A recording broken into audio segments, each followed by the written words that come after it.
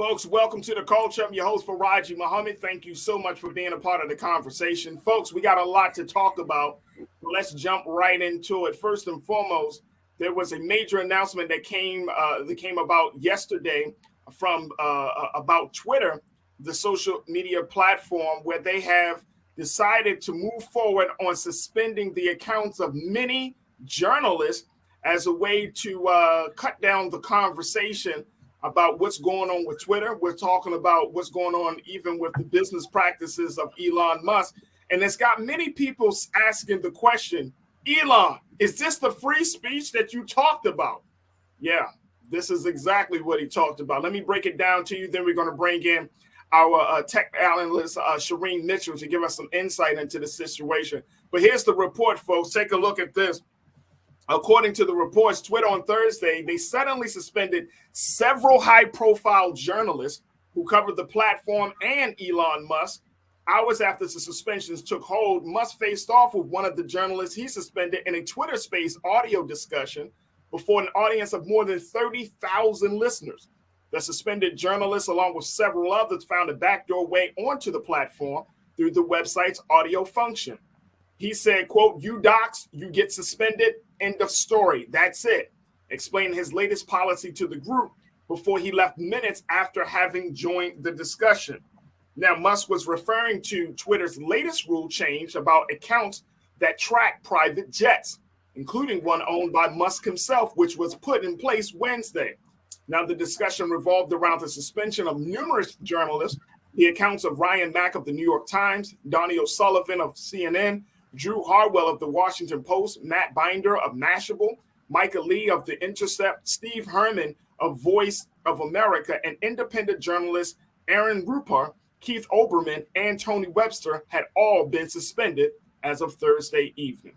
Let's go to and take a look at this, folks. Twitter suspends these journalists. They've been covering and been very critical about Elon Musk and the direction that he's taken the social media platform. Let's go to our tech analyst. You know her on that digital sister. We always are happy to have the opportunity to chat with her. Our sister Shireen Mitchell. Shireen, how you feeling this afternoon?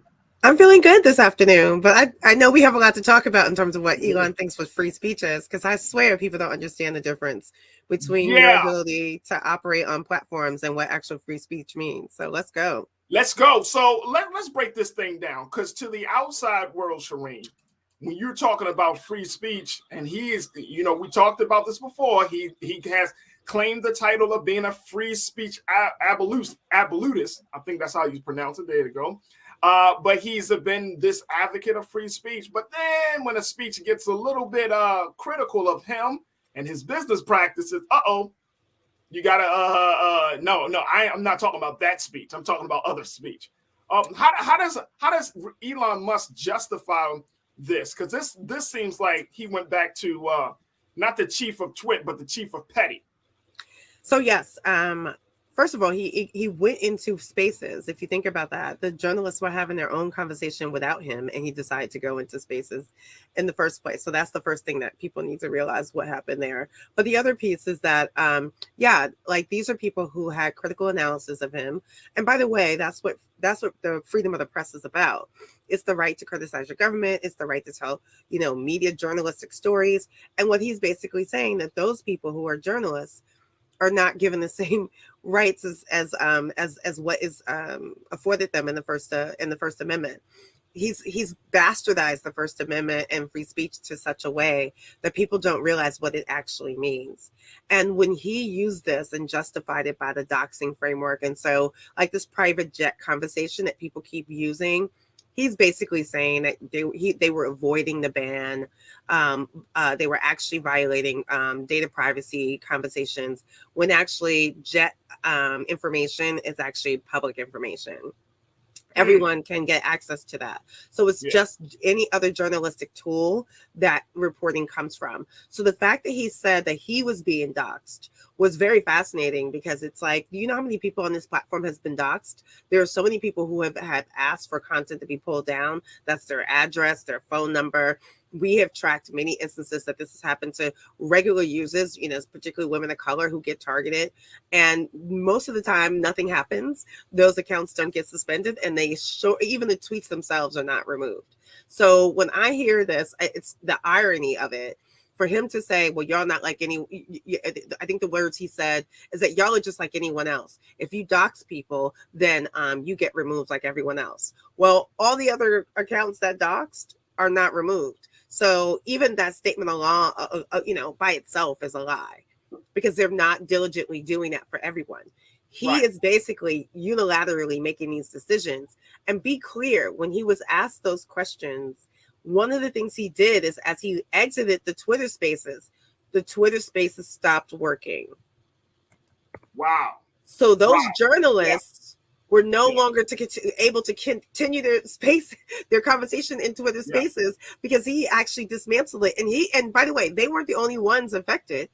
It was like a system-wide change, right? So that tells you he doesn't honestly believe in freedom of speech, because why would you impact someone else, other groups of people, just because you don't like the conversation that's being had about you? Yeah. So how does that come across to the general public? Because right now, depending on which side of the aisle you sit on, some people might applaud it and some people might, condemn it.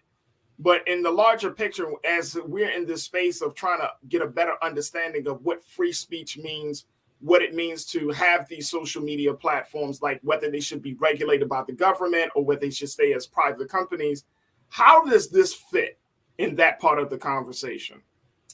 So I think there's a distinction I think people need to understand clearly, right? Your freedom of speech, which is what the First Amendment actually protects you for, is your right to grievance, your right to protest, your right to say anything about the government and not be punished by the government. What Elon is doing is a level of bastardization of that. He's basically saying that, anyone can say anything they want, including hate speech, including things that are violent, including incitement to violence on his platform, and he's not going to do anything about it. However, in this one or two cases of doxing, particularly important people or people he care about, then he'll change the rules, and at that point suspend accounts. When it aligns itself with regulation, what this means is that now, regulators have to pay attention to the disparate aspects of those rules being changed, because their own terms of service is supposed to protect all users. So if you're basically picking and choosing which users you're going to protect, well, now we're having a different conversation, and whether or not regulators need to come in and discuss that and maybe look at ways in which this, because he's operating in this platform as if he is the end all be all to every decision on this platform, and that changes a lot of things. It changes a lot of things, absolutely. And Shireen, we're going to take a quick pause, but when we come forward, I want us to talk about that level of regulation, because at one point there was a discussion about him creating a quote unquote a moderation council. Then I read another report that said that's not going to happen. So I'm wondering, what's going to be the system of accountability? What are going to be the checks and balances for this? Because he's putting out information. Some stuff is like, Elon, we don't work for Twitter. Why are you talking to us in this tech jargon? Well, today we're doing this and we're doing that with the system to make sure that the server. Elon, we don't work for Twitter. Exactly. So I want to get your take on that, and plus we'll get some comments from our online culture crew. Folks, we're just getting started. Stay with us. We're going to continue the conversation to talk about the Twitter ban of the Twitter suspension of journalists and the impact that it has on this idea of free speech. We want to hear from you. Post your comments in our chat, and let's continue the conversation with Shireen Mitchell here on The Culture, right here on the Black Star Network.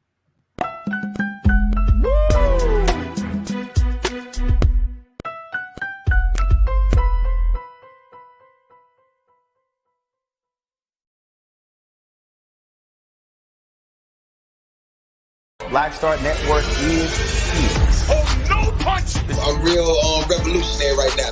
Thank you for being the voice of Black America. All momentum we have now, we have to keep this going. The video looks phenomenal. See, this difference between Black Star Network and Black-owned media and something like CNN. You can't be Black-owned media and be scared. It's time to be smart. Bring your eyeballs home. You dig?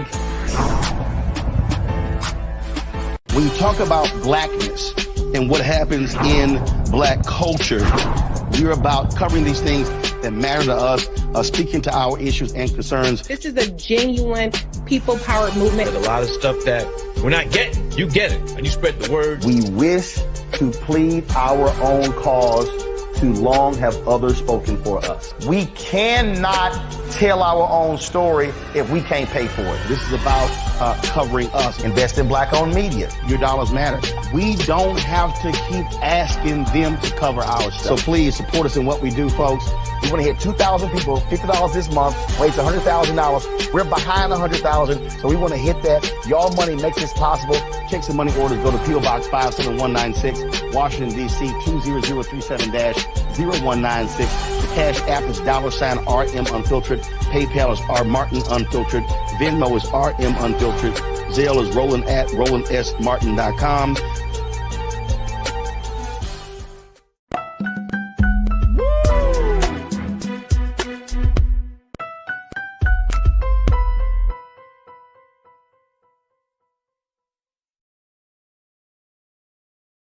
Folks, we have been talking about Twitter suspension of journalists, and this is the big story that came out yesterday as of Thursday evening. There were a number of major journalists that worked for reputable media agencies who were suspended as a result of their being critical of Elon Musk and how he's been handling the leadership of the social media platform. So we're talking about it and the implications that it has on the idea of free speech, and so much more. We're checking in with tech analyst Shireen Mitchell, and it's always a pleasure to talk to Shireen. Shireen, really quickly before we get to our comments from our online culture crew, what about this moderation council? What about these? What are the checks and balance systems right now? Because he threw out this idea initially when he first, bought the company. There was talk about having a council of staff members and users and other folks to kind of help to moderate that. Hasn't happened. We know that hate speech has gone up over like I heard some crazy number, like 200, 300%. 500%. 500%. Crazy. You couldn't even, there's no grade for that. But all of this stuff, but what about the accountability factor? What system is in place? Where has Twitter put in place to serve as a checks and balance for Elon and for the platform? So I want everyone to realize that when he first got in there, one of the first things he did in the first 2 weeks was to get rid of all the content moderation team. He got rid of the content moderation team. He got rid of the human rights team. He got rid of every team that actually catered to content moderation and protecting users on the platform. And this includes the teams that stopped violent shares of information, that targeted groups that helped organize the insurrection, groups that they were stopping that were, basically state sanctioned targeted accounts and executions and massacres. Like, there were big things that these teams were actually working on. And in the first 2 weeks, he got rid of those. He was basically saying he's going to come up with his own model of that. And that has not happened. They used to have a trust and safety council. And if I'm not mistaken, Monday, he got rid of the trust and safety council, which was a group of organizations that would share information about concerns that Twitter should be paying attention to. So what has become painfully clear to me and others is that he has no interest in human rights violations. He has no interest in protecting people and the users on this account. He is personally making distinctions about who should be protected on the platform and who should not.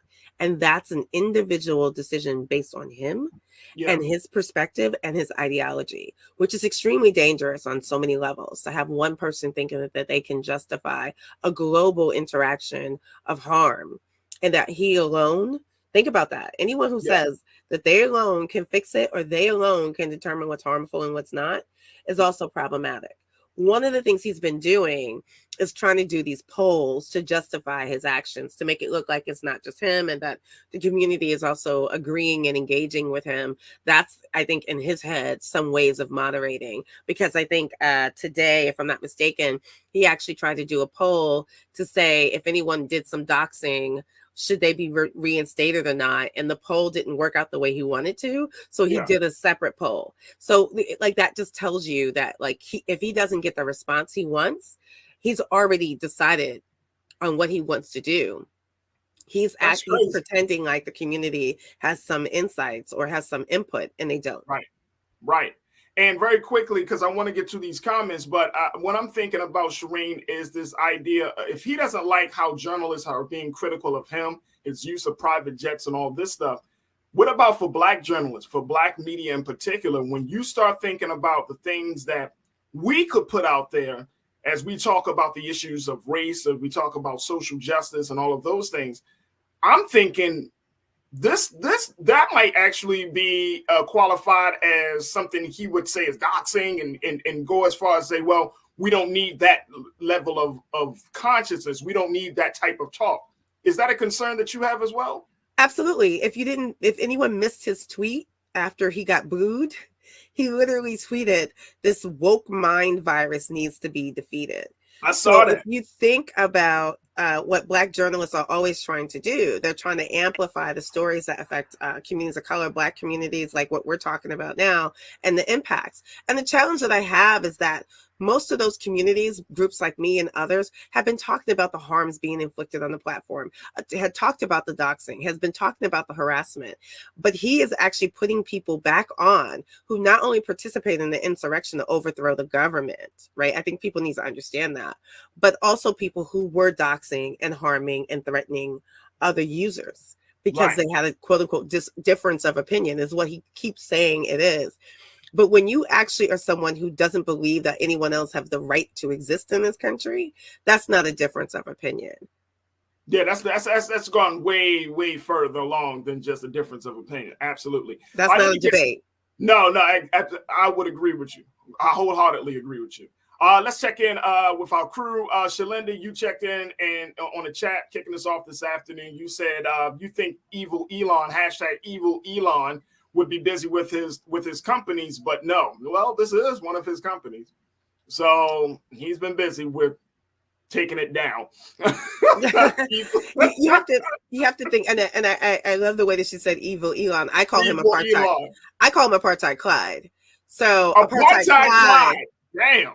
He came from an apartheid state in South Africa, right? So he comes here claiming to be African American when he's an Afrikaan. And we know Afrikaans are very different in their perspective of the world. So he comes to the Western America framework and he behaves in a way that like he's running a business, but he's running a business and basically as if he's running a business in the apartheid state and in the authoritarian state. And that's part of the problem. If you think about much of what he's doing with this platform, it's a very much authoritarian state about the business in itself. There were instances when he got into position where even his lawyers were saying that, like, as if he didn't have to respond to the FTC in their dissent decrees, as if there is no legal recourse that will affect him just because he took the business private. That says a lot about the way that he sees what he's doing on this platform. It also says a lot about what he thinks he can do to the users on this platform. And if we haven't seen the stuff that he's already done to the workers, many of the workers that's still at Twitter that couldn't leave are people who are here on H-1B visas. And so you have to think about the level of authoritarian and absolute decision-making he believes he has, which I find really ironic because I don't think he had that same level of decision-making at Tesla, but he definitely has it now because he bought everything out and then got rid of the board, got rid of all the teams. So he's operating this company as if he's a sole proprietor. Wow. Let's go to Remixtress. You said when the village idiot buys the village. Damn, there it is. Damn.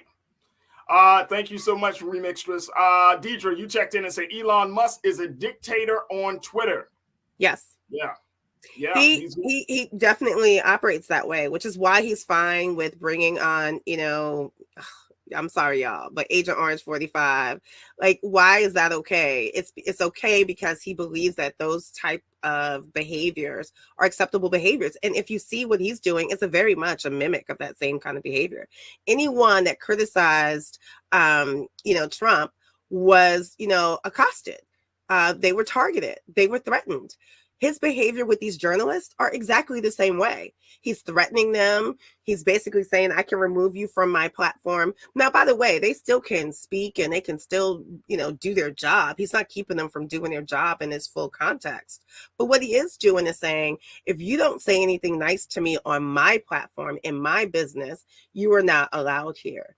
So that means this is someone who's been operating with no one checking them about their behavior, no one saying no to them, no one criticizing them. And that's dictatorship and authoritarianism. Absolutely. So we got about 30 seconds left, Shireen. What do we take from this? Like, how do we, as users? Because I saw one, and I think I saw a young man by the name of Victor Shi. He works he's a Biden delegate. He's like in his 20s, and he's like, you know what? I'm not going to let you push me off of this platform. You're a bully. We're going to stay on. He's encouraging other young people to stay on. Should we stay on? What do we do with all of this at this point? I do think that there needs to be some level of pushback. Like, if we just all step away, then aren't we sort of kind of giving the space away to white supremacists? Because that's who he's bringing back on. That's who he's catering to. That's who he's allowing to say whatever they want. Our ability to say whatever we want is questionable, right? And now there's a process now in place that can push us off. If we get kicked off, it's nothing different than any other time that we've been kicked off. So my opinion is we should hold the ground. We should make sure that people see exactly how the rules are extremely different for us than others. People with money, people who believe in white supremacy, people who believe that other people don't have the right to exist or the same right of equality in this country. We need to make sure that those parts of the conversation are still being said, whether journalists are present to say it or not. Because even in some of these instances, I'm not sure they were telling that story the way they should have in the first place, when they were all doing these beat sweeteners about him and Tesla. And now they're realizing how problematic he is and how much he would target them if you don't tell the story he likes. Absolutely. Shireen Mitchell, you can find her online at Digital Sister. She's a tech analyst, and she's doing a fantastic job trying to keep on the online space truly free, even if it's beyond Elon. But Shireen, we truly appreciate you. Always happy to have you on, and we'd love to bring you back on as we continue to look out at how this platform develops. But folks, make sure you check her out. Definitely check her out. All right, Shireen, thank you so much for being so good for the culture. Thank you for having me. Absolutely. All right, folks, we got to take another pause. When we come forward, let's move forward on talking about the January 6th committee. There's some more conversation about the hearing, the report, and we're going to be checking in with online culture crew Corinna Denise to give her thoughts about what she's seeing with this committee and hear from you as well. So stay with it. That conversation is up next here on The Culture, right here on the Black Star Network.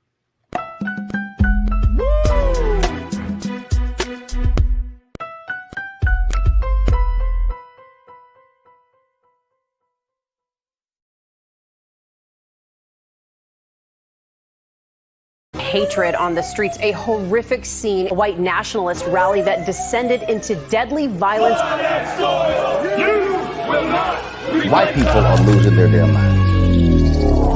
As an angry pro-Trump mob storms the U.S. Capitol, we're about to see the rise of what I call white minority resistance. We have seen white folks in this country who simply cannot tolerate black folks voting. I think what we're seeing is the inevitable result of violent denial. This is part of American history. Every time that people of color have made progress, whether real or symbolic, there has been what Carol Anderson at Emory University calls white rage as a backlash. This is the rise of the Proud Boys and the Boogaloo Boys. America, there's going to be more of this. Here's all the Proud Boys, guys. This country is getting increasingly racist in its behaviors and its attitudes because of the fear of white people. The fear that they're taking our jobs, they're taking our resources, they're taking our women. This is white fear.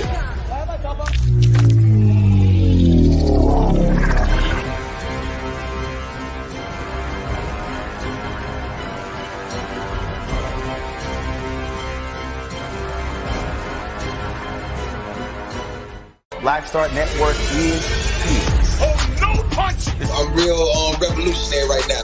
Thank you for being the voice of Black America. All momentum we have now, we have to keep this going. The video looks phenomenal. See, there's a difference between Black Star Network and black-owned media and something like CNN. You can't be black-owned media and be scared. It's time to be smart. Bring your eyeballs home. You dig?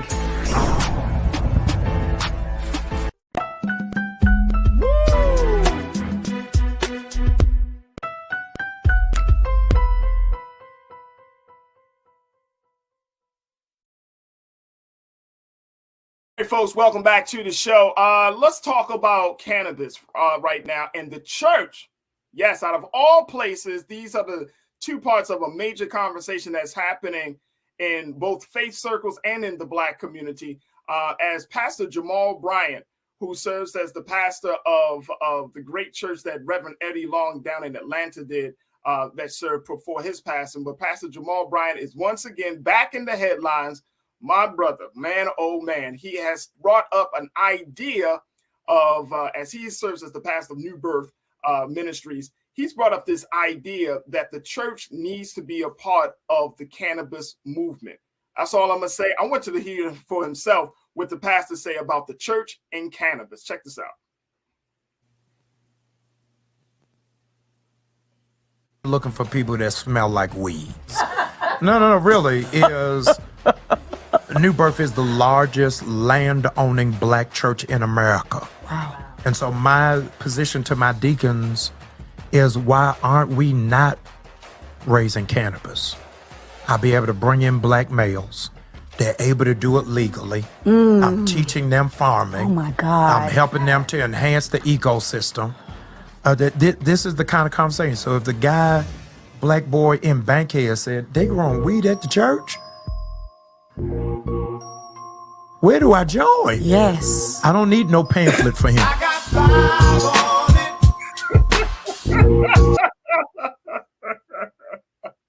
it. I like how they edit that clip.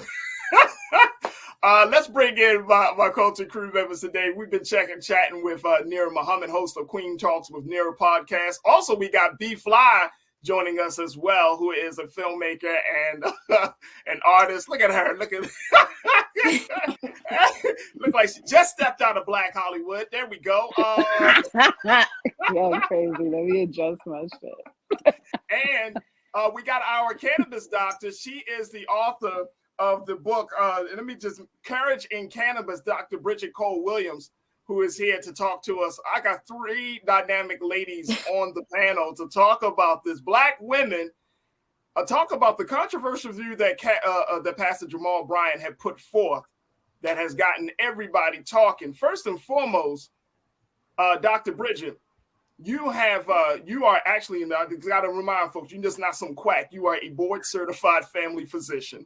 Yes. You have been practicing medicine for a long time. You have been doing a lot of research on the benefits of cannabis, and you have also, I've seen you have put together some videos to talk about CBD for children. I mean, you've been really studying this, and of course, you've been put out this book, Courage in Cannabis. We talk about the inspiring stories, but this idea of the church and cannabis, first and foremost, is this new?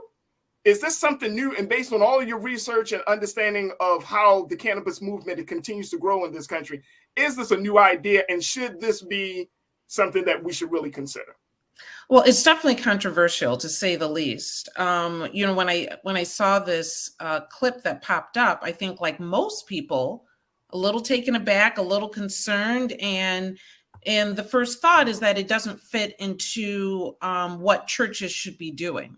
However, I think it's much different from that. I think if we take a closer look, what Dr. Bryant is suggesting is honestly not that far off beat, and actually could be the window to generational wealth for Black people, and can actually allow us to take our wellness into our own hands. So it's controversial, but it still should be considered. Very much so. I mean, we live in a culture where other ethnic groups come together and they build wealth, right? So Asians do it, Jews have done it, Italians have done it. Consider this. This is our casinos. If we do this well, this is our opportunity. You know, Native Americans were given basically their reparation was land, and they built casinos on that land and were able to build a massive amount of wealth for themselves by working together. And there's really no other organization in the Black community that can really bring us together the way the Black church can. And with financial literacy, with working together, with approaching this in the correct way, this can be our casinos and this can be our generational wealth. Now, I just want to make it clear, folks, that we have reached out to Pastor Bryant, and we're working on getting the good pastor to come on to the show to talk about these views a little bit more. So we just wanted to have a starting conversation, and I wanted to have it with my sister, Dr. Bridget Cole Williams, because I wanted to get past the emotionalism of this, Dr. Bridget, and get to the heart of the matter, which is you're saying that this could be a vehicle for economic vehicle. You're also saying that this could be a cultural shift, right? Yes. Because it's the church. We have a lot of views on a lot of different things, but when it comes to the institution of church, then those views, I would even go as far as to say, Dr. Bridget, they're very conservative. They're not very liberal. And I'm talking about among Black folks. Would you agree or disagree with me on that? Absolutely.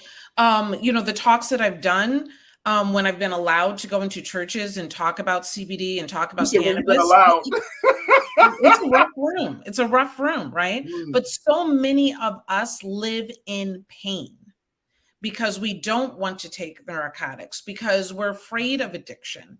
And there is medical possibilities that we can get involved in here. Keep in mind that the cannabis sales that are predicted for 2023 are $30 billion. We own, as Black people, maybe 2% in the industry. This is an opportunity. At first, just like everybody else, I was taken aback and questioned and wondered who would think about growing cannabis. And keep in mind, whether it's cannabis, whether it's hemp, there's a number of different ways to approach this. Yeah. But this is an opportunity. And the churches, to be honest, yes, churches are conservative. Black churches can be incredibly conservative, but we all need to grow and grow up. And there is no other more powerful vehicle for us as people to bring us together than the Black church. Let me ask you this from an economics point of view. If the church gets into a space where it's looking at doing something for economic benefit and gain, and we already know that folks already have some negative views about the pastor who drives the Bentley, the pastor who goes on lavish trips, the pastor, we've talked about this pastor out of New York. You don't have to talk about Creflo Dollar. You could talk about some of these Black pastors. How does those two situations reconcile with one another? Folks already saying, "Oh, the pastor getting money off the people. The congregation is poor, but he's not or she's not." And now we're going to bring in an entity that's a part of a $30 billion money making machine. How do you reconcile that? Well, checks and balances are going to be needed, clearly, right? And there are groups and institutions that talk about financial literacy for the Black church. The National Black Church Initiative is about bringing financial literacy into the church for the people.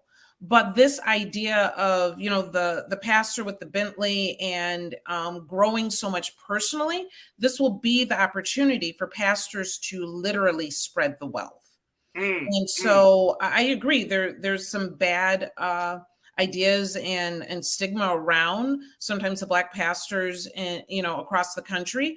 This is the opportunity to correct that and to spread that. And like I said, not just for that congregation, not just for those people, but to allow it to grow within the people that participate in that program. And there's no reason why we cannot be a bigger part of this $30 billion industry.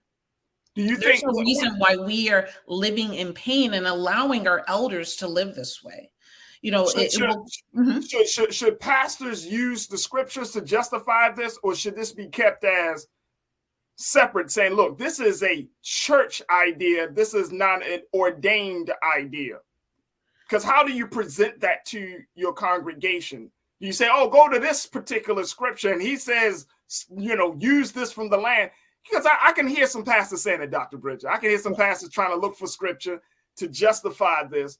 But I mean, if you're going to just have a cannabis situation, let it be just the business of a church rather than trying to make it seem like God had ordained us for all of us to smoke and get high. You know what I'm saying? Like, it doesn't have to be about the smoking and getting high. It can be about correcting the wrongs that have been done to us as a people. And so do I think that there should be some separation between the church pew and the the drying and growing of flower? Probably, but there is quite a bit of scripture that does refer to cannabis, and it's in no means in a negative light. So if that supports it, fair enough. But this is an opportunity for the power of the church to really come into play. And churches have been involved in healthcare since forever, and they've gained quite a bit of money from it. This is an opportunity to spread that wealth. Absolutely. And then we know also, because of just even with the recent pandemic, there was a whole conversation about churches and the vaccination. Should members of churches get vaccinated? So this is another layer to the conversation. All right, let me bring back Culture Crew member Nira Muhammad, B Fly. Nira, I'm gonna start with you on this one because I know where you stand. And you know Pastor Brian. Nira, you know Pastor Brian. So we also know the vein in which the pastor is kind of working from on this piece. Again, we're hoping to bring the pastor on, so I'm gonna get that worked out. But B, what's your take on this, Nira? Faraji, cannabis has been unsickling my cells since literally 1996. Okay. And so medically, I have gone through so much. Legally, I have gone through so much, and am here, still holding firm to my knowledge and waiting for the rest of the world to catch up to the wisdom. At the end of the day, the doctor is right. We do not have to live in pain. And so Black people have this idea about Black pain, that we are supposed to be married to it. And so Jamal Bryant is a part of the, what will we say? We've always called him a part of the prosperity preachers. Okay. So we have certain preachers, we have certain congregations that want you to be prosperous. And then we do have some congregations that want you to stay in Black pain. All right. So it's like, so you really have to determine, who are you? Do you actually want to live pain-free in other ways that have nothing to do with the pharmaceutical industry, or do you want to continue to live in a very Black taxed way, And so it's like, so this is the time to make those decisions, but we also have to keep our dope boy in mind, because we have been literally crucifying the dope boy. Absolutely. As long as the dope boy has existed, as long as the dope boy has been literally creating its own, her own pipeline to economic freedom.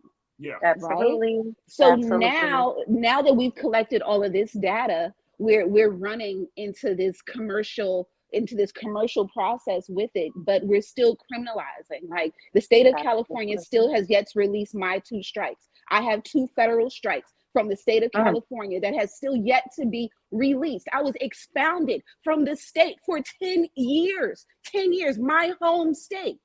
Understand what we have gone through in the name of cannabis.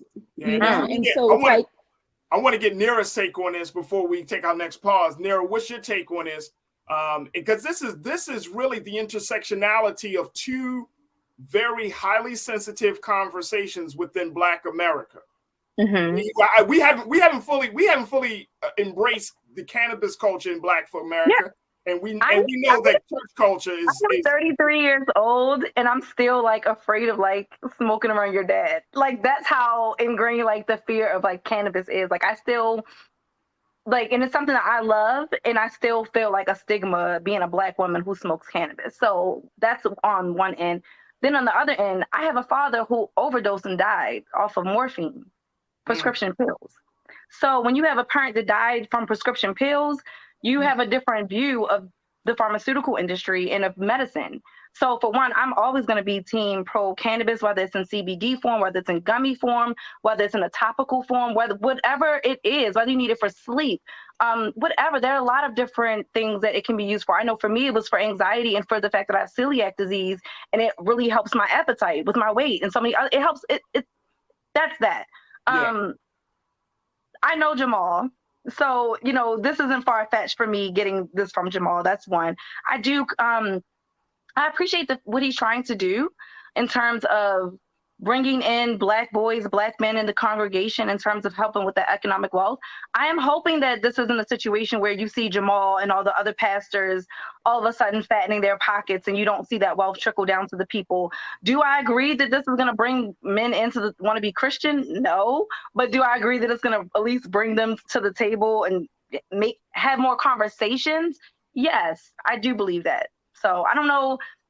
I don't really know what Jamal is trying to do in terms of like him saying it's going to bring people to the church. I don't really agree with that. I don't think it's going to make people want to be Christian because again, you still have all these contradictions and hypocrisies within the church. So I don't think that this is not going to be a magical cure for like getting millennials to come to church, because millennials, we are the generation that's like, nah, church isn't what it used to be or what you said it was. And we are pulling away from church and organized religion. And I don't think that this is going to make people want to go to the church because we've already been smoking weed. We've already been, you know, but I do think it'll be a good avenue if it is something that allows them to get into the business of marijuana. Okay? Absolutely. We got to take a quick pause, Doc. When we come back, I want to, take some of the comments from our online culture crew, continue to take your analysis and B's and Nira's analysis as folks, as we talk about this, the church and cannabis. Reverend Jamal Bryant of New Birth Ministries has put forth an idea to Black Americans saying that the church should be involved in the growing cannabis movement. What do you think? Post your comments in our chat as we're streaming live on Facebook, YouTube, Black Star Network, and we'll continue to have the conversation on the other side. So stay with us. It's The Culture here on the Black Star Network.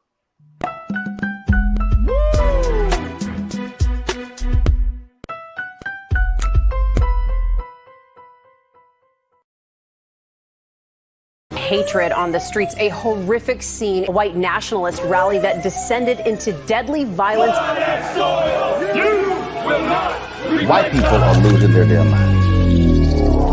As an angry pro-Trump mob storms the U.S. Capitol, we've seen shots. We're about to see the rise of what I call white minority resistance. We have seen white folks in this country who simply cannot tolerate Black folks voting. I think what we're seeing is the inevitable result of violent denial. This is part of American history. Every time that people of color have made progress, whether real or symbolic, there has been what Carol Anderson at Emory University calls white rage as a backlash. This is the rise of the Proud Boys and the Boogaloo Boys. America, there's going to be more of this. Here's all the Proud Boys, guys. This country is getting increasingly racist in its behaviors and its attitudes because of the fear of white people. The fear that they're taking our jobs, they're taking our resources, they're taking our women. This is white fear.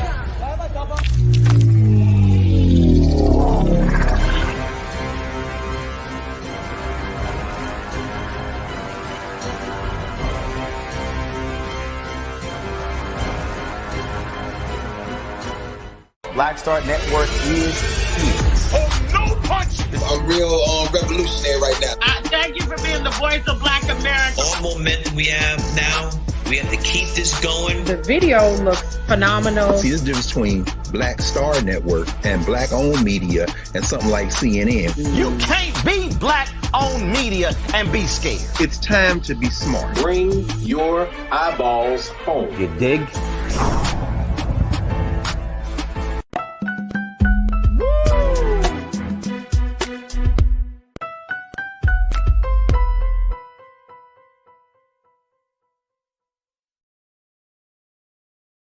All right, folks, we've been having a conversation about the church and cannabis as Reverend Jamal Bryant of New Birth Ministries, a church in Atlanta, Georgia. he has put forth a proposal to Black folks and to the rest of America, making the point saying that the church should be involved in the cannabis movement. Why not? He said growing weed may help bring Black men to church. So if that's how you get Black men to church, then why not have cannabis being sold by the church? We've been checking in with a family physician and author of the book Courage in Cannabis, Dr. Bridget Cole Williams. We also been checking in with two dynamic Black women who are advocates of the conversations. Nira Muhammad, who is the host of Queen Talks with Nira podcast, and B Fly, who serves as a filmmaker, and she is co-founder of Black Waterhouse Productions. Sisters, I want to get some comments from our online culture crew as we have this conversation, which is very, very interesting. And I've looked in at our chats on our YouTube stream as we're streaming right now. It don't seem like too many people, Dr. Bridget, are really opposed to this idea. They're like, I'll get high and listen to God at the same time, Yeah, your eyes are rolling. I'm sorry, Percy. I don't get how this is going to bring Black men to church, though. Like, no, it's not going to bring Black men to church. Like, that's not going to happen, Jamal. Like, you're using that as an excuse to make money, and I don't. Now, where I'm kind of like running into an issue with this, like, I want him to do it for the sake of Black people should be a part of the cannabis industry. Personally, I want to know how I can get involved in dispensaries and investing in the cannabis industry. I would love that. I just want to just be real and just say that shit. Like, just say that it's about economics. Like, don't say this is about bringing Black men to church, because what does the cannabis thing have to do with them getting up on a Sunday morning and coming to your service? Those don't correlate for me, personally. I guess that and Nira, I guess it's like once you get there, then you get into the space, you get into the parking lot, you get to where the plant is being sold. B, you saying no, Dr. Bridget, you saying no. Look, I'm just trying to think it out. Nira brings up the logistics. I'm just trying to think out the details. I'm gonna bring it up. I think a big part of this, though, like the church has been involved with politics forever, and that has nothing to do with salvation, right? And I think we may be putting more on Pastor Bryant than he actually meant. But if this is about economic growth, I think that this is a conversation worth having. If this is about trying to dangle a carrot in front of people's faces so they pay more and give tithe more, then I think we might be missing something here. But I think the most important part, and I think this is what we're all coming together on, is that education around cannabis and hemp and health is absolutely crucial here, because the stigma and reefer madness is alive and well. We need to change how we think about cannabis. We need to change our perception and the stigma so that we can see it in a different light that allows us to grow instead of being traumatized by the war on drugs that we've experienced from the 70s and 80s. And I'm so happy you brought that up, Dr. Bridget, because my other thing, and I'm going to get to a couple of comments, but one of the things that kept coming out of my mind, especially as I was listening to you, B Fly, and Nira, is the government still regulates this, right? So how do we trust the government to kind of give us the quote unquote the purest form of this, so we can get the benefits that you often talk about in a way where it like just like what we've seen maybe with other medicines, we don't become so addicted that we lose function or we lose something. You know what I mean, Doc? And I hope I'm trying to phrase this question the best way. There's a trust factor that I think that we need to discuss, because we're Black folks ain't bringing in the cannabis. Mm-hmm.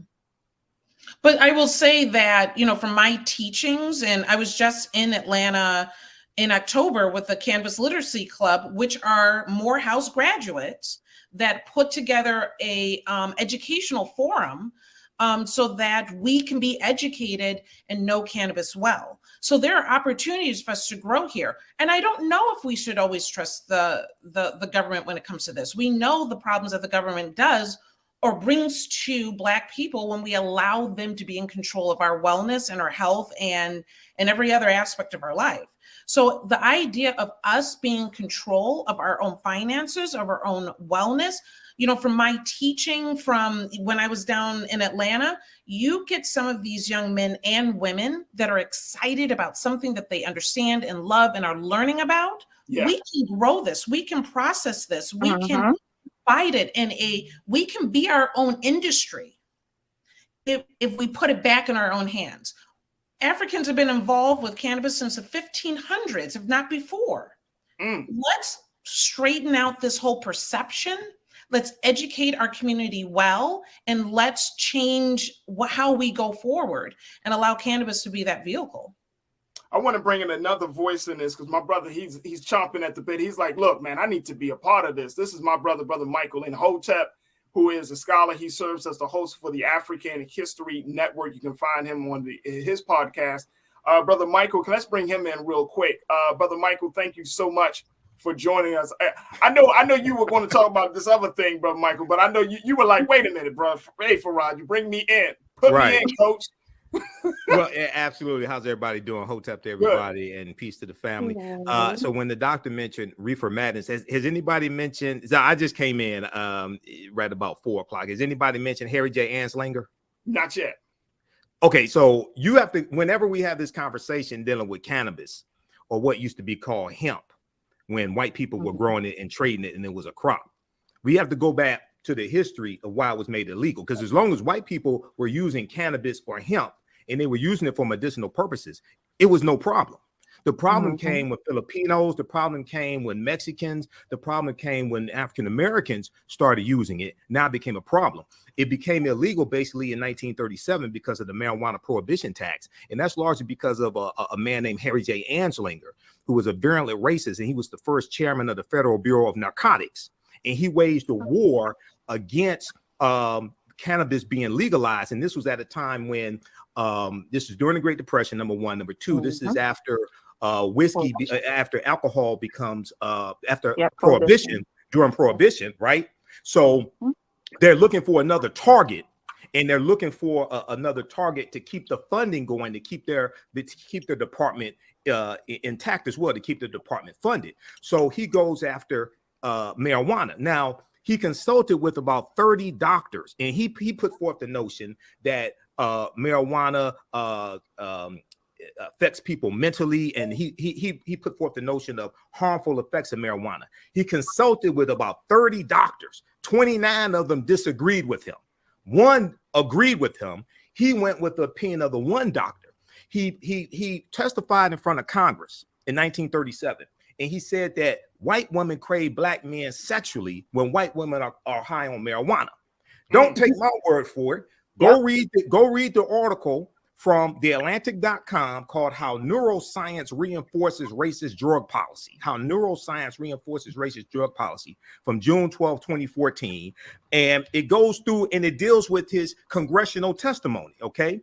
And he said that sensationalism like this was specifically aimed at a white readership because he was writing articles in newspapers and magazines. You had the movie Reefer Madness. So there was a whole propaganda campaign to scare white people, especially when you have these non-white people using these drugs. Sensationalism like this was specifically aimed at a white readership that might worry about such an unfathomably dangerous ethnic drug getting into the hands of his children. Harry J. Anslinger's congressional testimony directly betrayed his racist motivations to enact federal legislation against marijuana. Quote, he said, there are 100,000 total marijuana smokers in the U.S. and most are Negroes, Hispanics, Filipinos, and entertainers. He said their satanic music, jazz, and swing music result from marijuana usage. He said this marijuana causes white women to seek sexual relations with Negroes, entertainers, and any others, end quote. He said this in his congressional testimony. Now, this is why marijuana became illegal. It had nothing to do with causing brain damage or anything like that. As long as white people were using it, it was fine. So I'm all for marijuana being decriminalized. Now, I'm not for recreational usage of marijuana. Because what we have to be careful of is that if you already have a liquor store on every other corner in the African American community to keep us drunk, and you have a fast food restaurant across the street from the liquor store to keep us obese, then if you put marijuana dispensaries on every other corner or in close proximity to the alcohol and the fast food restaurant, then is it there to keep us high as well? And the way you suppress a people is you over medicate them. You keep them drunk. You keep them high. You keep them obese to fight back, to keep them from fighting back against white supremacy and racism. So yes, it should be decriminalized. Mm-hmm. Yes, there are legitimate medicinal purposes for cannabis. Usually you don't smoke it. Usually you put it in food because when you smoke it, it reduces the THC level. So I'm for medicinal marijuana. I'm for it being decriminalized. But we have to be clear with our people that there's a reason why marijuana usage was put into hip hop music over 30 years ago when it was illegal. I gotta say, I agree with a lot of what you said, but I disagree with the whole not making it a recreational thing. I am a curriculum writer. I am an educator. I am a screenwriter. I was able to write 10 episodes of my script. And guess what? Sometimes I like to do it when smoking my marijuana. And my brilliance has not been dimmed, not one bit. I train other educators. I teach coding. I teach beautiful children how to build video games. And so I just disagree with that. I also live in LA where I drive and I teach in Beverly Hills and I see dispensaries in very, very expensive white neighborhoods. And so when you see that and you see them have the access to those dispensaries, and let's just be clear, dispensaries do not only have smokable weed. Again, they have the topical, they have the gummies, they have the drinks, they have for just for sleep, they have it just for anxiety. You don't have to be, but then also, you know, personally, I also have a brother who's an alcoholic. And I would have much rather seen my brother smoke weed than the effects that alcohol had on him as a young man, and just seeing the health issues that he has now at the age of 34 from alcohol usage. So for me, if you know, whatever his issues are from his anxiety and all these other issues that led him to alcohol, I wish that would have led him to marijuana instead of alcohol, because that was way more detrimental to him as a child. Literally, as someone who I remember getting drunk at like in 7th grade, to him being a grown man now who can finally admit that he has an alcohol problem. So I just disagree. Again, that's a stigma that we're fighting. What I said, sister. When, I'm not we hear saying so many that people say, you know, weed shouldn't be recreational. That's the stigma right there that I personally have been fighting against, because I'm also ashamed of smoking because of perspectives such as yours. You misunderstanding what I'm saying. I'm not saying I'm just saying, like, that's just my perspective of, I'm not saying recreational marijuana should not be legal. I'm saying we have to be careful about using marijuana for recreational purposes. Marijuana, whether it's medicinal or recreational, should have never been made illegal in the first place. Prior to 1937, all of that was legal. I'm not saying recreational marijuana should not be legal. I'm saying we have to be careful about using marijuana recreationally. It has a medicinal purpose. I don't use alcohol. I like to use it recreationally, and I personally don't think there's anything wrong with anyone wanting to use it recreationally. Okay. Now, I'm not saying if it's something that's creating a situation where you're not getting up and going to work, or, you know, if it's, that's not what I'm saying, but I also am someone who can use it recreationally and still be a brilliant, successful young woman. That's the point that I'm making. So I don't correlate. I don't correlate a dispensary in the community that I correlate the same way that I correlate a liquor store. That's just simply what I'm saying. But I respect your point of view. Okay. Go ahead, Brother Michael. I'm gonna let you finish, and then I want to get from Dr. Bridget and B. So it still comes down to education at the end of the day, that, you know, these very emotional and strong opinions that we have are really based a lot on the viewpoints and stigmas that have come about. I would like to think that we've learned a lot from when we've allowed other people to control what goes into our neighborhoods. This is the opportunity for us to control what goes on in our neighborhoods, to educate ourselves about how to use it, to consider tolerance breaks, to consider what level of THC do we actually want to create and disperse in amongst our people. We have an opportunity to see this in a different light, to allow it to not lead to misuse. And keep in mind, there are vices everywhere in every aspect of society and culture and socioeconomics. We always have to be careful with those vices. And the best thing that we can do is educate them appropriately. But if this can also lead to financial opportunities, and get us out of being only 4% of wealth in this country when we are 13% of the population.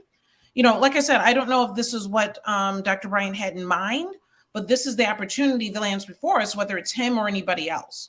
And so, yes, we do need to be careful with it, but this is an opportunity that we can take advantage of, that we can educate our people about, that we can use it in a medicinal manner, and to make sure that we don't misuse it. Because again, the other vices that are available to us readily do much, much more harm than cannabis ever will. Corinna checked in. I agree. Corinna checked in, one of our online culture crew members. Corinna, you said, I think Michael is concerned about how white supremacists will leverage recreational use of marijuana to the Black community's disadvantage. I hear Nira, but I think she speaks to the exception. All right. Corinna, I appreciate you for saying that. B-Fly, I want to get your take on this as we're looking at this, because now we got two sides. These sides are being presented. But what's your take?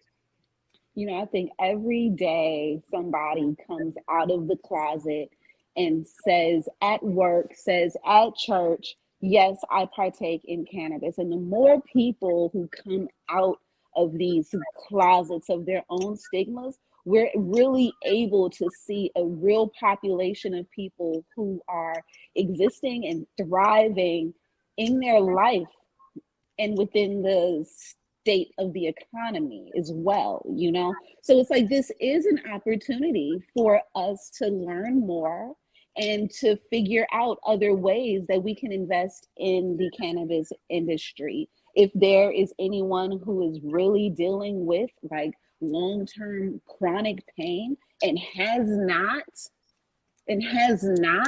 sought out alternative cannabis medicines, then definitely understand that they are around and plentiful and may help you, you know? And so that's just real. You know, we just need more awareness. More women need to be able to stand up and say, yes, this is my lifestyle. More men need to be able to stand up and say, yes, this is my lifestyle. And so the new data, the real data can come in, because, you know, like when you start lying, it skews the real stats. You know what I'm saying? So yeah, you know, we need more. I was a cannabis mom. I'm a cannabis mom, you know? And so it's like, this is important for us to be able to come out of these closets and to show the world how we live, you know, and thrive with cannabis, you know, whether it's flower or tea, topical.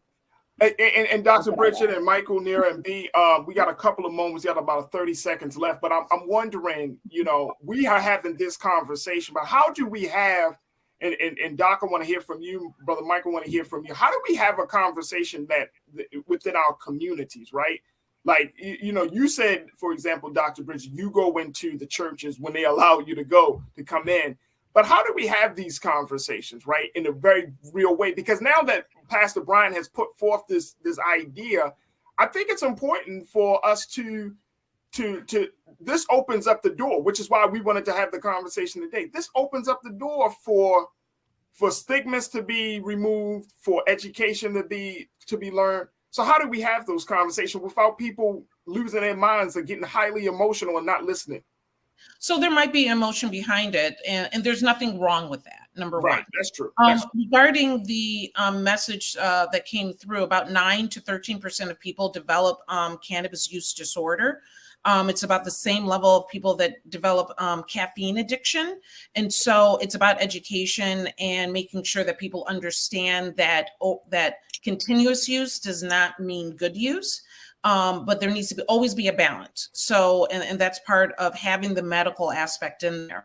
As far as how can we get this message across and allow people to have open conversations, this is an opportunity, right? Having those church talks is an opportunity. The Cannabis Literacy Club in Atlanta does incredible work to get that message out there as well. The book that we have has been in the hands of churchgoers that then come back to me and say, hey, I didn't know it could really help people with autism and cancer, as well as pain and anxiety and other disorders. So it's about not being afraid to share your story or your experience with people that you might think might be against you, and actually you could be freeing them from the pain and the situations that they're in. Brother Michael, what does that look like for you, brother? You know, how do we have first we have to start with the history. First, we have to deal with the history. In 1619, the Virginia Assembly passed legislation requiring every farmer to grow hemp. Okay, hemp at one point also was used as a medium of exchange. Hemp was allowed to be exchanged as legal tender in Pennsylvania, Virginia, and Maryland, in these colonies. It was not a problem when white people were using it. Okay, then you go to the early 1900s when you have Mexicans coming to this country. The term marijuana is a Spanish term that was changed. They changed it from cannabis to marijuana to associate it with the negative connotations and the negative feelings that white people in this country had towards Mexicans. That's how you got the term marijuana. And it was Mexicans who introduced into this country basically the usage of the recreational usage of the marijuana leaf. So we have to go back to why this became illegal. Same reason why cocaine became illegal. February 8th, 1914, New York Times had a major article called Negro Cocaine Fiends Are a New Southern Menace, Murder and Insanity Increasing Among Lower Class Blacks because they have taken to sniffing since deprived of whiskey by prohibition. As long as white people were using cocaine, it wasn't a problem. In this article and around that time, they're asking questions. They feared that black men will rape white women when they were high on cocaine, and they said cocaine gave black men superhuman strength. So they were asking the question: do police officers now have to carry a 45 caliber handgun because a 38 is not powerful enough to kill a Negro high on cocaine? So anytime we have these conversations, we have to deal with the history of how we got to where we are to better understand this and to understand where we need to go from here. There it is. Dr. Bridget Cole-Williams, I truly appreciate you as always, sis, for being a part of the conversation. And I know that, like I said, we reached out to Pastor Brian. We're going to do our best to bring him to the table, but I certainly would love to get some more. I'm going to pick his brain, then I'm going to come back to you. But I thank you so much for the work that you're doing. Thank you, Doc. We truly appreciate you. Thank you. Okay, now, folks, my topic today, and I'm going to present this as a fireside chat. One, because we do have an abbreviated show. But two, wanted to get your thoughts and your concerns around this latest situation with Kanye West. And I'm even going to bring up what Amazon had to say in response to criticism about posting a documentary, having it on their platform, the same documentary that got NBA superstar Kyrie Irving in trouble with folks. That documentary, I'm going to share with you what the CEO had to say about that situation. So we're going to get into those words in a little bit. But first, let's start off talking about Kanye West. Now, of course, here on the show, we've talked about Kanye extensively, but he went on another show, InfoWars with Alex Jones, a conservative talk show. Some people would go as far as to say he has conspiracy theories that he often promotes. Kanye went on the show with a hood over his face, folks, and basically did not stop any type of rhetoric against Jewish people. Now, you know, and I know that Kanye has been under great controversy ever since he posted a tweet where he said that he was going to go DEFCON 3 on Jewish people. And as a result of that tweet, he has lost business partners, he has lost industry friends, he has lost money, and so much. Well, people thought that he had said it. At one point, he even, quote unquote, apologized and was hoping to get back into the good graces of folks, I think. But then he went on to talk to Alex Jones. And as a result of that conversation, folks, and I'm just pulling it up here, so I want y'all to join me. But as a result of that conversation, he said some more remarks that has gotten the Jewish community, both on the Republican and the Democratic side, very, very concerned. I want to share with you what Kanye said just in this dialogue that he had with Alex Jones. And I want to hear your thoughts on it. So again, post your comments in our YouTube chat. Now, folks, because of the sensitivity of this subject, we are not going to allow any type of hate speech. We're certainly not going to allow any type of racist rhetoric or euphemisms to be used on this show. So we are going to have, as much as we can, another discussion, a conversation that speaks to the issue more so that speaks more to just the emotion surrounding the issue. So I want to be very clear. I am not going to condemn. I'm not going to condone, any type of use of any type of racial slurs or any type of hate speech on this show. We are going to have a conversation, and I want you to be a part of the discussion. And we trying to figure out what the best way to present this. And I just thought to myself, let's just present this to our online culture crew. Let's have some discussion, because I want to hear what you have to say. So often you hear what we have to say. So often you listen to some of the voices that we bring on, and we truly, truly appreciate that. But then I also want to give space for you to share what you want to say. And if you say something that may not be factual, that's okay, because we have a ton of folks who do the study, who do the research, and who are ready to make sure that we don't walk away from this conversation confused or walk away from this conversation misinformed. All right, let's go into what Mr. West had to say, folks. And I posted this on my story on my social media, that this situation is getting way more serious. This situation is getting way more serious. That this is not a situation that is going to just die down. There needs to be a conversation, folks. And I'm going to just say this. There needs to be a conversation about history. There needs to be a conversation about the relationship between Jewish people and Black people. There needs to be a conversation about power. I mean, there needs to be a number of discussions that have to be held in order for us to even get to a better place and understanding this. We cannot continue to be in a state of denial, nor can we be in a state where we want to be so emotionally caught up in the moment that we don't see the truth of the matter. And this is very important. This is very, very important, because the truth, as the saying goes, as it's written in scripture, will set us free. And I'm at a point, folks, and I hope that you are as well. You share the same sentiment. I'm really at a point where I'm good and looking past all of the rhetoric of a situation, but I want to get down to the truth, because no groups of people, whether you're Black, whether you're Jewish, whether you're Christian, whether you're Asian or Latino, no group of people are going to make the type of gains and make the type of progress if we continue to hold on to lies, if we continue to be in a state of denial, if we continue to act as if history didn't happen. All right, let me share with you what Kanye West had to say, folks. Let me just pull it up here. And as we do this, again, we're going to hear from you. So Mask Ye goes on an anti-Semitic tirade on InfoWars. This is coming out of the of NPR.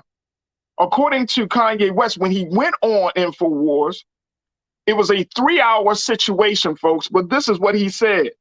And this is what the part of the discussion, we can't get into the whole thing, but here's what part of it that got him an even deeper controversy.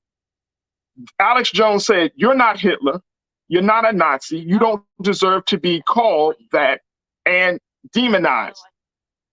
You know what I'm saying? So that's what he said. This is what Alex Jones said. And Ye, who was appearing on his program along with white nationalist Nick Fuentes, who made headlines when he accompanied Ye to a dinner at Mar-a-Lago with former President Trump last week. Kanye West said, "Well, I see good things about Hitler also. I love everyone." He said this in a response while wearing a fully hooded mask on the set of Jones' show. Kanye continued and said, "And Jewish people are not going to tell me you can love us and you can love what we're doing to you with the contracts and you can love what we're pushing with the pornography," while also condemning Hitler. He added saying, "You can't say out loud that this person ever did anything good, and I'm done with that." Kanye said, "Every human being has something of value that they brought to the table, especially Hitler. Also, Hitler was born Christian. As the show headed to a commercial break, Jones told Ye he had a Hitler fetish, to which Kanye responded, "I like Hitler."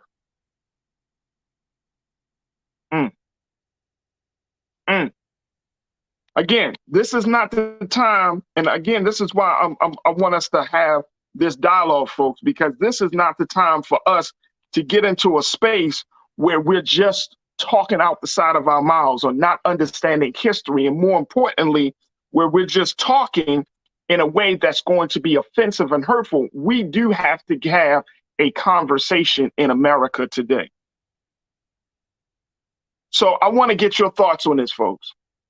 What you're thinking about with this situation. DeAndre, you checking in. Good to hear from you. You say, somebody come get Kanye. He does not speak for Black people, but he is putting us back, and they actually love it. DeAndre, you also posted, Kanye is a major disappointment, and I don't even check for him, but many do. The fact that he's constantly in most major tabloids speaks for itself. I appreciate you, DeAndre, for sharing your thoughts. So, okay, let's take a look at this, folks, because so many of you might have some of the similar views as DeAndre. But do you think he's setting us back? Do you think that this conversation about power, about the role and the history of Jewish people and the relationship between Jews and Blacks, do you think that this is about a situation that sets us back? Now, I've said this before, and I'm gonna just reiterate this. Kanye will sometimes say some things of truth, but it's shrouded in so much other stuff that it's hard to differentiate. Like, you might say, oh, well, Kanye, you're not completely wrong on this issue, but then you sit down with a white nationalist, you meet with President Trump and all of those things. It gets shrouded. It gets shrouded.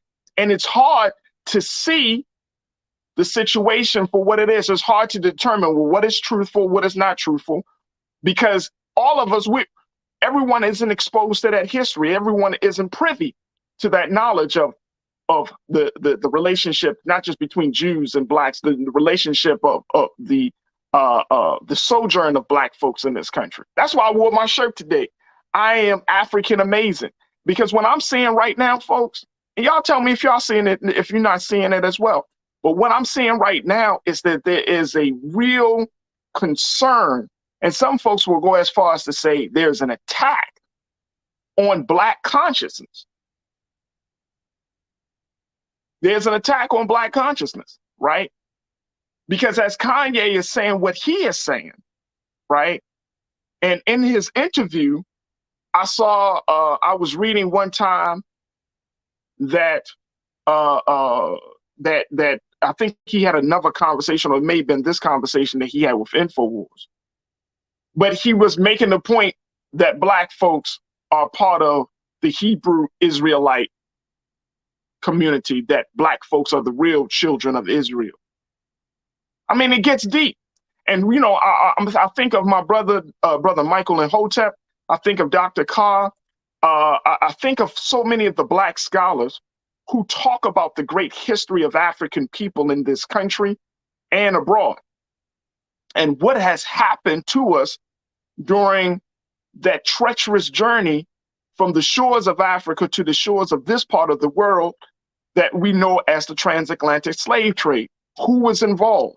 The impact that it made, the origin of American business and the origin of capitalism started with that transatlantic slave trade, where Black folks were taken from the shores of Africa, brought to America, and we were made slaves. I mean, this thing is so historical. But here's the thing that I don't want us the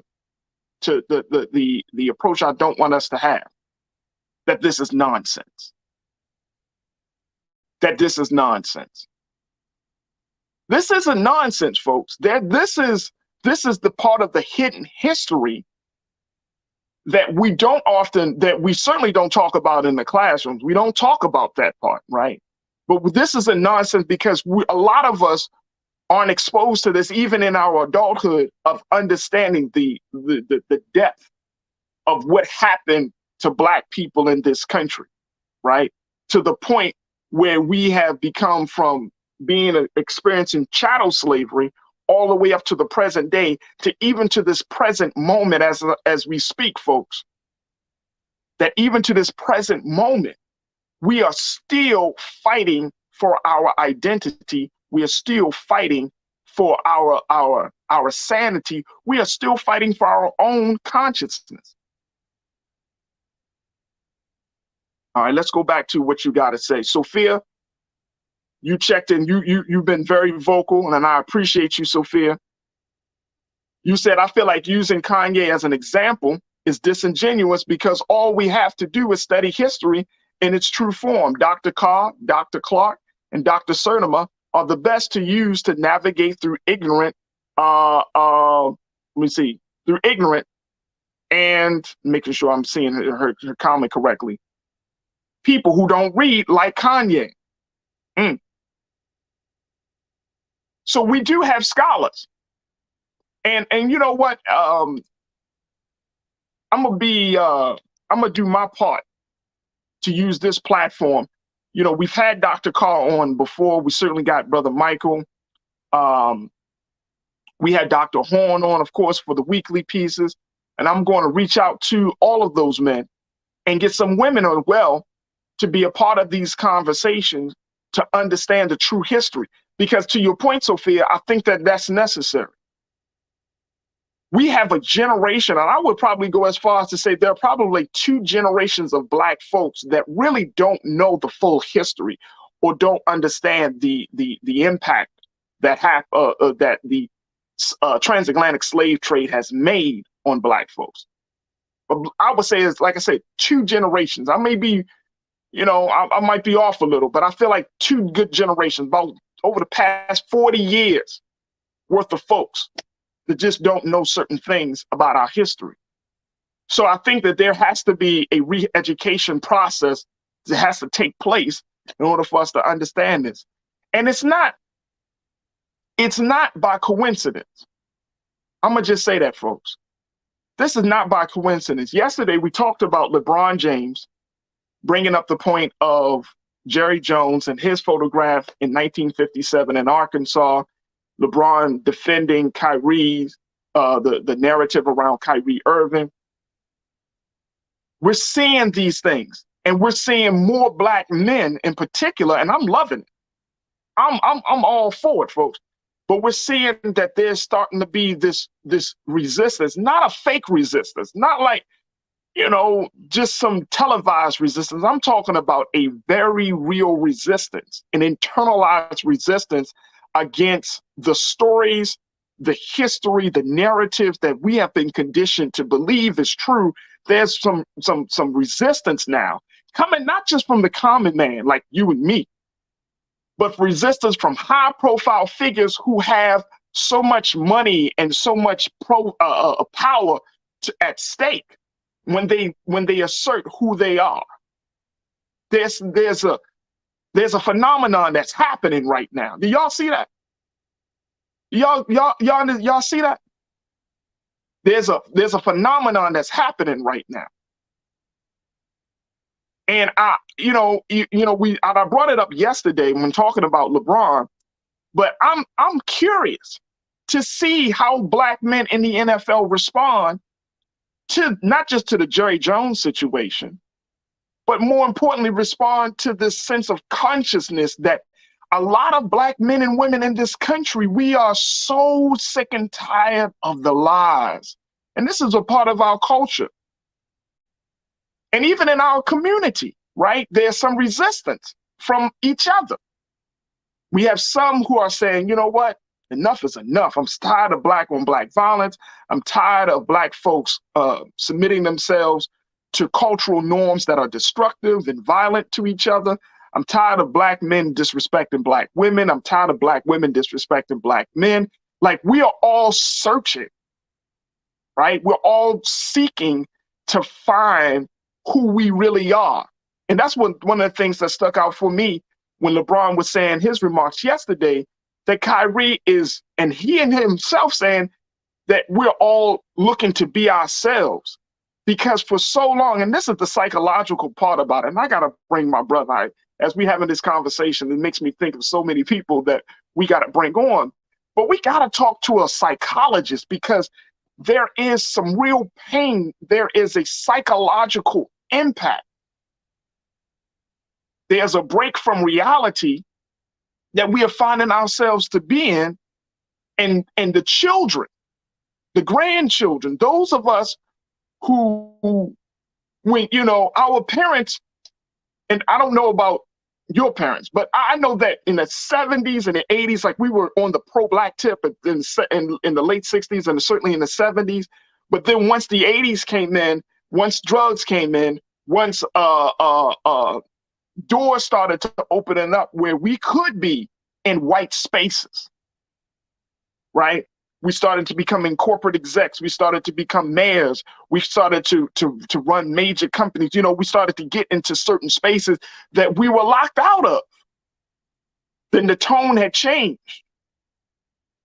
And now, 40 years later, we're at this point that even though we are in those spaces, our identity is still on the chopping block. There's still being questioned. It's still a problem for America to handle a black man who knows his history, a black woman who knows her history, right? It's still a problem. And this ain't racism. This ain't anti-Semitism. I'm talking about us. Because we, black folks, y'all know it is in our culture.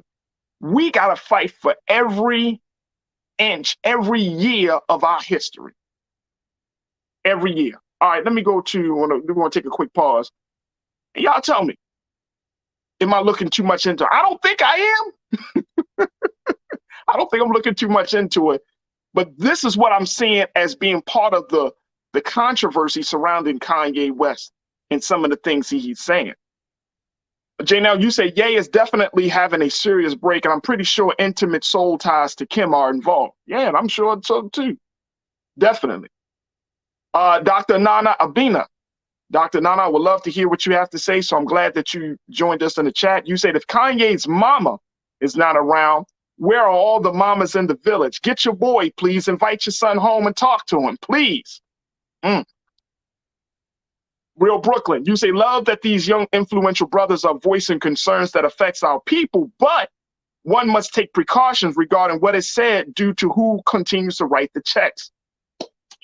And that's the point, Brooklyn, Real Brooklyn. Brother, you know it and I know it. You know it and I know it. I got to take a quick pause, but we're going to talk about that, and then I'm going to share with you what Amazon have to say. But this is our fireside chat today.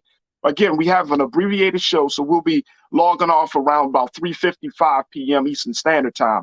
But we wanted to get the conversation. I wanted to end this week on a strong note so we can have some conversations over the weekend and then come back, in a space to have some more discussions on Monday. But let's take a quick pause right now, and then when we'll come back, we got more information to share with you. Stay tuned, folks. You're tuned into The Culture right here on the Black Star Network.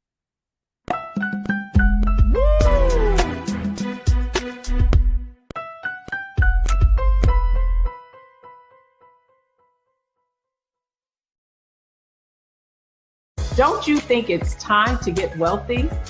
I'm Deborah Owens, America's Wealth Coach, and my new show on the Black Star Network focuses on the things your financial advisor or bank isn't telling you.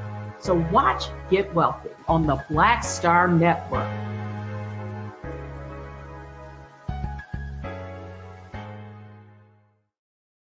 Hi, I'm Dr. Jackie Hood Martin, and I have a question for you. Ever feel as if your life is teetering and the weight and pressure of the world is consistently on your shoulders? Well, let me tell you, living a balanced life isn't easy. Join me each Tuesday on Black Star Network for A Balanced Life with Dr. Jackie. We'll laugh together, cry together, pull ourselves together, and cheer each other on. So join me for new shows each Tuesday on Black Star Network, A Balanced Life with Dr. Jackie.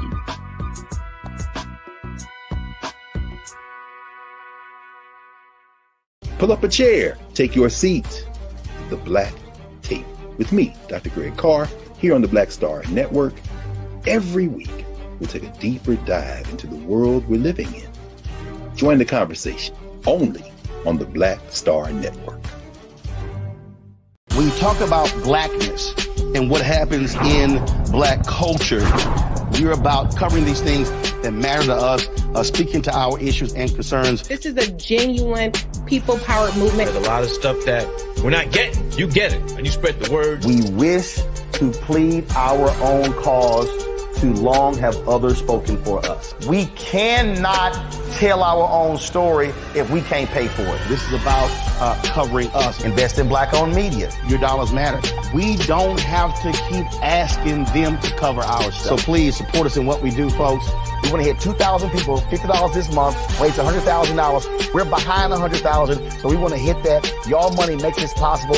Check some money orders. Go to P.O. Box 57196, Washington, D.C. 20037-0196. The Cash App is $RM Unfiltered. PayPal is R Martin Unfiltered. Venmo is RM Unfiltered. Zelle is Roland@RolandSMartin.com.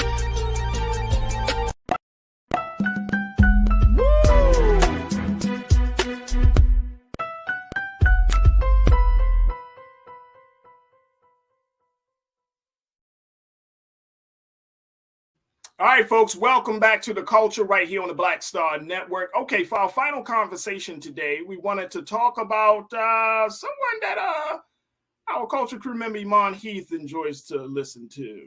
So it's like, all right, let me hold this story for Iman. Hotties in the building.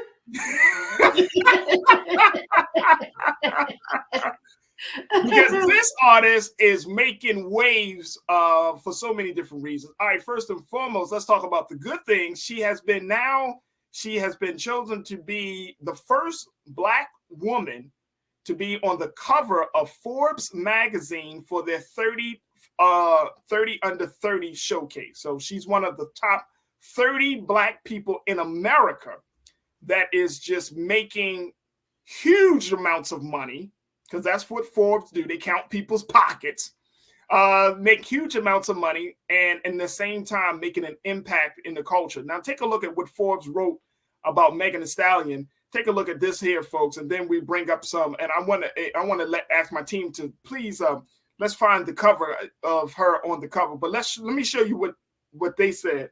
They said Megan. This is coming from Forbes. Megan, who landed on Forbes' annual 30 under 30 list 3 years ago, is emblematic of a brash new class of female hip-hop stars.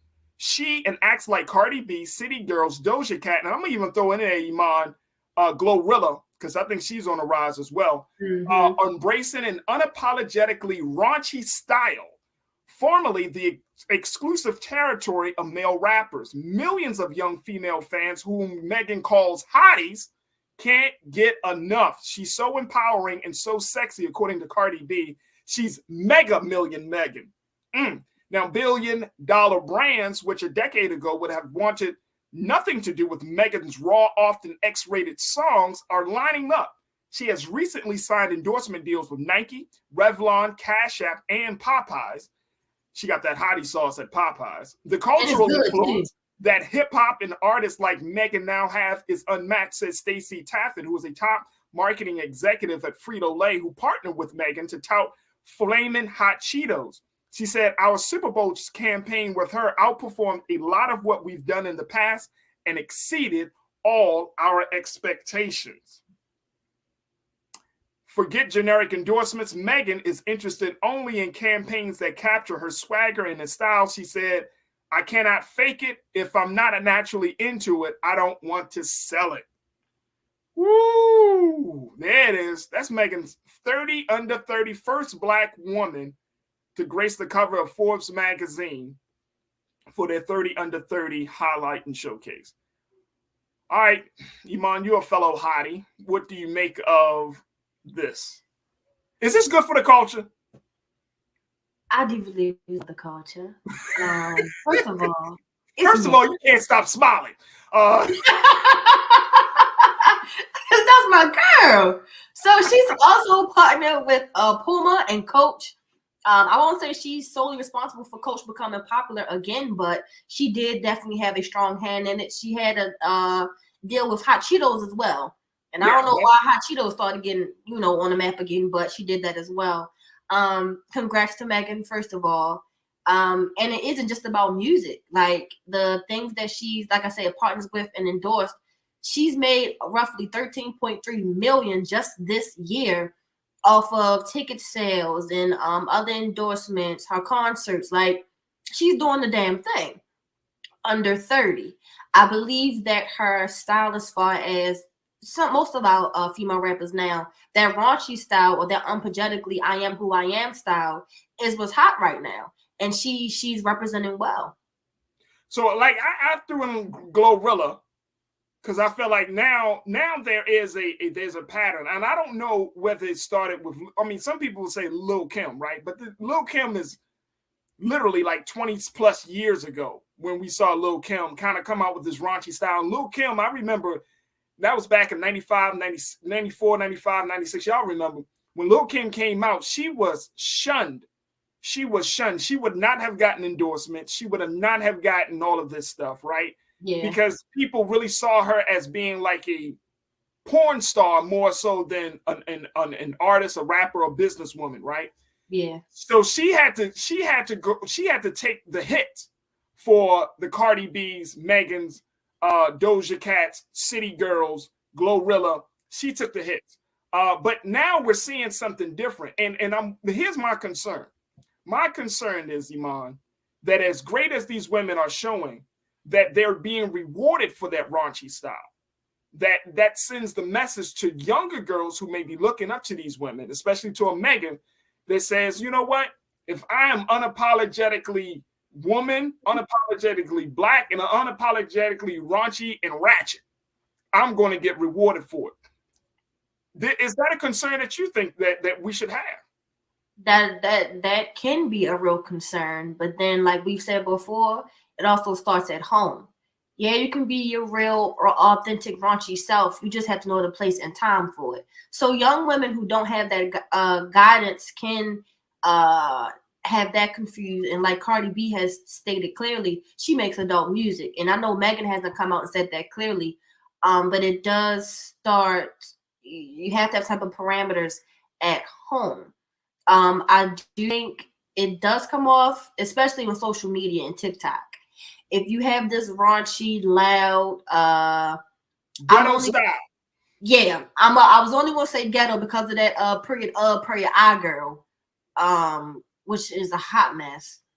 If you have this persona of this loud, wild, ghetto black woman, you'll get endorsements. And I will say, some part of our culture does support and push that. That's how they wind up on the Breakfast Club and getting paid to do interviews and go on shows simply for publicity. They're like the human version of clickbait, basically. Right. It can turn into that. That is a concern. And here's the other part, and I'm not going to beat up on black women, because I think at the end of the day, y'all are trying to figure out the best way to get through, right? To make it, right?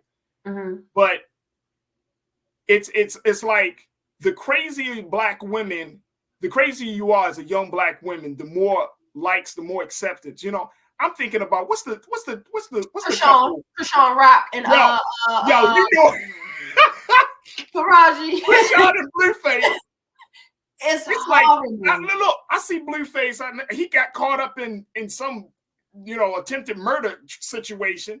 Mm-hmm. Krishan, like I saw a couple of videos, she's throwing up, puking all over the place, and she might be pregnant. That's the new. But I'm just saying, like, and that may be so, but it just looks so crazy, right?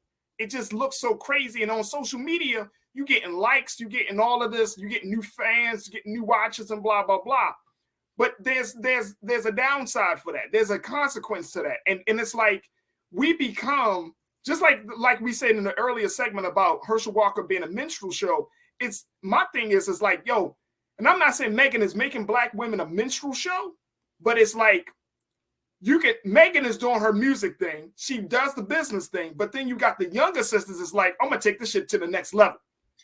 like purposely here in Baltimore, Krishan, her dad, and Blueface, they get into it, and he apparently Blueface knocked out her father, or then it turned out her sister came out and said it was a skit. It was just for views and likes, because Instagram pays you for the more view, and TikTok, the more views and interaction you get from viewers. Once you hit a certain amount, you do get paid for it. Right. And unfortunately, in our culture, we do like drama.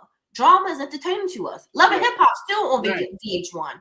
Damn. I was watching that in middle school. So it's our culture feeds off of that drama, but I definitely don't think Megan, we would solely blame. Even take me if I wasn't a fan, I wouldn't solely say she's the reason why these girls act like this. No. I wouldn't put that on her doorstep. This happened before. She comes out of that culture. Right. But she's not the originator of the culture in that respect, right? So I definitely wouldn't do that. All right, let's go to some of our online culture crew members and hear what folks got to say. Mingly Natasha Church, you said she's making money, but why she stay on social media beefing with everyone? Why is she worrying about everything that's said about her? Because she's young. Because people keep saying she's a liar about this whole Tory Lanez situation. And if I was her, I would be tired of hearing the same thing. When it comes to this, her old record label, trying to get the deal cut from them, people always have something to say about her. So as a human, and we've all fell victim to it, those comments can get to us sometimes. So we're gonna say something back. Right. She don't want to show she's no punk. That too. And speaking of Tory Lanez, I think the trial starts either today or this week, if I'm not mistaken. The trial kicks off the trial will be very, very soon at the beginning of that regarding the shooting between her and Tory Lanez. But I think that I'm happy to see her grow. I'm happy to see, I already knew that when I first heard Megan Thee Stallion, I was like, oh, she about to blow up. She about to just blow up, right? Now she's becoming, not only has she blown up, she's becoming the industry model. And it's interesting because Cardi is on a different path. And this is the funny thing. And I don't know if anybody really studied the path that Megan has taken versus the path that Cardi has taken. We know Cardi wild. We know she wild, right? But there's still something stabilizing her, which I think is her family life. Megan is not married, but she is in a committed relationship with what's the brother's name? Party, right. So she's in a committed relationship. She talks all that stuff, but she's in a committed relationship. Same thing with Cardi. She married with children. She got a whole family. So it's right. So it's interesting that these women, kind of put themselves out to be a certain type of women, but then at the same time, they're very conservative and very traditional. And saying, look, I'm going to, have a rootedness. I'm going to have a family. I'm going to have a mate with me throughout this whole process. And I'm going to, still do some things that are traditional. I'm not so far to the left, and I think that's interesting. I think that's the part we forget to look at. We forget to look at their totality. I think you hit the nail right on the head. You can be that ratchet, loud, raunchy woman when it's time to, but then you also have that family aspect where they're calm. I remember Cardi was on live and she was playing her music, and then when Culture walked in the room, she turned it off. So it's a balance. We gotta look at the balance. I do think Cardi and Meg, for example, do balance it well. Besides Nicki Minaj wanting to beef with everybody, I think she does balance it well. She's another one. Yeah, we forget that part. It's a balance to it. Absolutely, absolutely. And we got a comment that says that this ratchetness leads to us having toxic relationships or toxic friendships. What's your take on that as well, Iman? It can. We just said with common and particular same interest. If I'm loud, raunchy, and ratchet, and you loud, raunchy, and ratchet, I might be loud, raunchy, and ratchet at the club, but you might be loud and raunchy all the time. So because we have that common interest or likeness, that's when that friendship starts, and then come to find out you way more wild than what I thought. Right. Again, you didn't take that time and effort to know that person. So I do see that. It can develop toxic friendships. Now, here's the other thing very quickly, and as we close out, the other thing is that Megan is on a pedestal right now. She's working, of course, with the likes of a Beyonce and other, heavyweights within the music genre. She's certainly ventured out into TV and film, doing some things. Like, she's not in those spaces anymore because she understands that she came from those spaces, but she can't go back to those spaces. Talk to us. What do you think of that? Because some people may listen to it and be like, "Oh, she's still down in Houston in the basement. She can't go down there no more." She even graduated from TSU, so right. she's not just this ratchet, loud, crazy female. And I do believe she understands she's not who she was when she first started. She's doing things with Marvel. She's not who she was when she first came in the game with that feature with Wale. So I do think she embraced it, and she's embracing it very well. And I wish her much success because she's doing the damn thing. Well, congratulations on being on Forbes list. I hope that, as she grows in her artistry, she continues to grow in her service to the people. I know that she speaks on a number of issues related to women, domestic violence issues. I think she's also kind of spoken on a little bit of the reproductive health. Cardi has certainly been vocal about issues from everything from prison issues to a whole bunch of stuff, to poverty. I hope that these sisters, now that they have a platform, now that they have the resources, that they do something with them, and help to tell people, to teach people, like, that's one thing I do on record, but in real life, you got to make certain choices to get to a certain point. Because, Black women, y'all are at a very, as Black people, we're at a crossroads, but Black women, you're so important to the next phase of our growth and development and progress in this country, that we need y'all mind, body, and spirit to be intact. You know what I'm saying? Just like y'all need us as Black men to be intact, we need the Black women to be intact. And so I hope these sisters start to really embody that. And yes, you can have, like one of our culture crew members, you don't like music, it's sexy music. If you don't like sexy music, don't listen. If you don't like the music, you don't have to listen. But there should be some growth in the music. I listen to Traumazine. There's some growth. I love the song Her. I love the song she talks about anxiety. Like, I want to hear growth from a Black woman. You know what I'm saying? I want to hear love from a Black woman. I want to hear vulnerability from a Black woman. I want to hear the very facets that make Black women beautiful and great. So congrats to Megan Thee Stallion. And Iman, I can see you being in those spaces very soon. It's what I'm saying? The things that you be doing. It's coming. I can see you in those spaces very soon. So when that happens, we're going to be talking about you on Forbes and how you're making waves all across the industries that you're a part of. Iman, thank you so much for being so good for the culture, being on the show, and doing your damn thing each and every week. We truly appreciate you.